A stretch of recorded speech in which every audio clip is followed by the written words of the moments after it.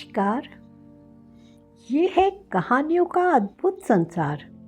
किस्सा कहानी, कहानियाँ जिनमें हम लिखते हैं खुद को। मैं हूँ भगवती सक्सेना और आज आपको सुना रही हूँ दुर्गेश नंदिनी उपन्यास का 9वां भाग। चलिए पहले थोड़ा सा रिकैप करते हैं। मुगल सैनिक किले में घुस चुके थे। विमला और दुर्गेश नंदिनी पलंग के नीचे छुपी थी। किसी तरह एक सैनिक की नज़र पड़ी और उन्हें बाहर निकाला। अब विमला काँप उठी देख के कि अब क्या होगा। अब आगे देखते हैं कि कहानी क्या मोड़ लेती है। जगत सिंह की आंखें खुली तो उन्होंने देखा वो सुंदर पलंग पर लेटे थे। उनका बदन घायल हो गया था। कमरे में शांति थी, मानो वहाँ कोई नहीं था। दासी उन्हें पंखा झल रही थी।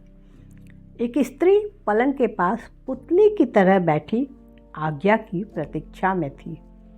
एक स्त्री उनके घाव पर सावधानी से मरहम लगा रही थी। एक गलीचे पर एक पठान बैठा फारसी की किताब पढ़ रहा था। न कोई कुछ बोल रहा था, न कमरे में किसी प्रकार का नाद था। राजपुत्र ने आंखें खोलकर एक बार चारों ओर देखा। करवट लेनी चाहिए, परंतु हिल न सके। शरीर बुरी तरह घायल था। पलंग पर बैठी स्त्री मधुर स्वर में बोली, चंचल ना होइए, शांत रहिए। आपके बदन पर अनेक घाव है। मैं कहाँ हूँ? उसी ने मधुर स्वर में कहा, बातें न करिए, आप उत्तम स्थान पर हैं। कोई चिंता न कीजिए, बोलिए नहीं। क्या समय है? जगत सिंह ने पूछा। मौन रहिए, बात करने से आप बच न सकेंगे। आप यदि चुप न रहेंगे तो हमें यहाँ से हट जाना होगा। तुम कौन हो? आयशा, युवती ने उत्तर दिया।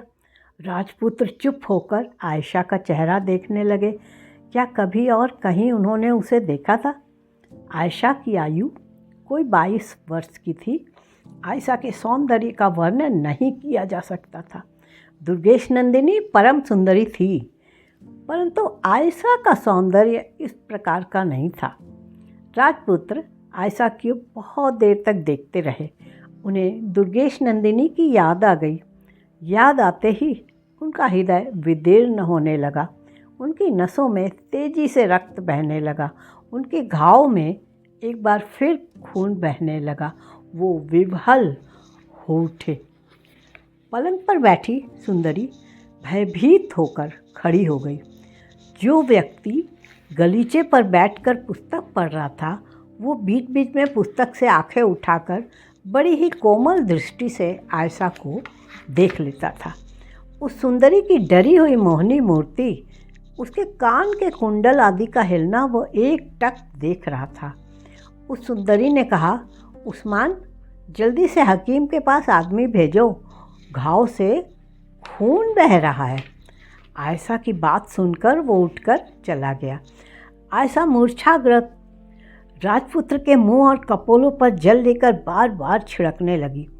उस्मान खां तुरंत हकीम को साथ लेकर लौट आया। हकीम ने दवा देकर बड़ी मुश्किल से रक्त प्रवाह रोका। उसके बाद उन्होंने आयशा को कई दवाइयाँ दी और धीरे धीरे उनके प्रयोग की विधि बतलाई। आयशा ने धीरे से पूछा, अब इनकी कैसी दशा है? ज्वर बहुत भयंकर है, हकीम बोला। जब हकीम जाने लगा तो उस्मान खां उसके साथ दरवाजे तक गया और धीरे से पूछा, क्या रोगी बच जाएगा? हकीम बोला, लक्षण तो ठीक नहीं है, तकलीफ बढ़े तो मुझे तुरंत बुलाना, अभी कुछ कहा नहीं जा सकता। बहुत रात तक आयशा और उस्मान जगत सिंह के पास बैठे रहे। जगत सिंह को कभी चेतना होती थी, कभी मूर्छता। हकीम कई बार आकर देख गया। आयशा कुमार की सेवा करने लगी।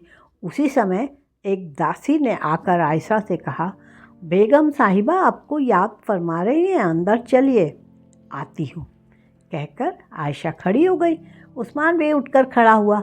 राह में उस्मान ने पूछा, क्या रात को तुम बेगम के पास रहोगी, यहाँ लौट कर नहीं आओगी? आयशा बोली, नहीं, मैं राजपुत्र के पास लौट जाऊंगी। उस्मान बोला, आयशा, तुम्हारे गुणों की सीमा नहीं है। अपने शत्रु की जैसे तुम सेवा कर रही हो वैसी बहन अपने भाई की भी नहीं कर सकता। तुम उसे प्राण दे रही हो। आयशा मुस्कुरा कर बोला, उस्मान, मैं तो स्वभाव से ही ऐसी हूँ। आयशा मुस्कुरा कर बोली, उस्मान, मैं तो स्वभाव से ही ऐसी हूँ। पीड़ित की सेवा करना मेरा धर्म है। न करने पर दोष है, करने पर कोई प्रशंसा नहीं। परंतु तुम्हारा क्या है? जो तुम्हारा शत्रु है, रण में तुम्हें गर्व से चूर करने वाला है, अपने हाथों जिसकी तुमने यह दशा की है, तुम जो रात दिन उसकी इतनी सेवा कर रहे हो, यह प्रशंसा की बात है। मैं तारीफ़ करती हूँ इसकी। उस्मान बोला, आयशा, तुम अपने अनुरूप ही सबको देखती हो। मेरा अभिप्राय उतना अच्छा नहीं है। तुम नहीं जानती जगत सिंह के बचने से हमारा कितना लाभ है। इनकी मृत्यु से हमारी क्या दशा होगी। युद्ध में मान सिंह जगत सिंह से कम नहीं है, एक के बदले दूसरा आएगा। यदि यह जीवित रहकर हमारे कारागार में रहेंगे तो मान सिंह हमारे हाथ में रहेंगे। वजह, अपने पुत्र की मुक्ति के लिए अवश्य हम लोगों के साथ संधि कर लेंगे। अकबर भी अपने सेनापति को प्राप्त करने के लिए संधि करने को उद्यत हो जाएंगे। यदि जगत सिंह के प्रति सद्व्यवहार द्वारा हम उन्हें अपने वश में कर सकें तो वह स्वयं भी हमसे संधि करने के लिए प्रयत्न करेंगे। उनका प्रयत्न सफल होगा। यदि कुछ भी फल न हुआ तो हम जगत सिंह के लिए मान सिंह से अपार धनराशि प्राप्त कर सकेंगे। इस युद्ध में सफल होने की अपेक्षा जगत सिंह के जीवन से हम लोग अधिक लाभ उठा सकेंगे। आयशा हंसकर बोली, उस्मान, सभी तुम्हारी स्वार्थ से दूरदर्शी हो जाएंगे तो धर्म की जरूरत न रहेगी।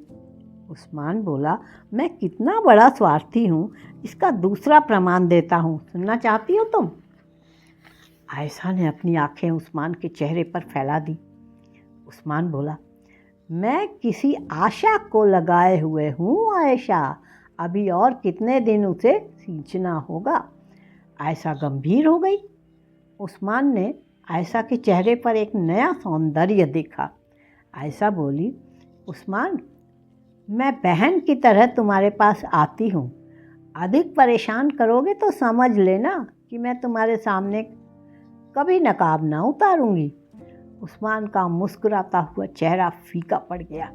वो बोला, जब देखो तब ऐसी बातें। तुम्हारे इतने कोमल बदन में दिल की जगह खुदा ने पत्थर रख दिया है। उस्मान आयशा को महल में पहुंचाकर अपने आवास को लौट गया।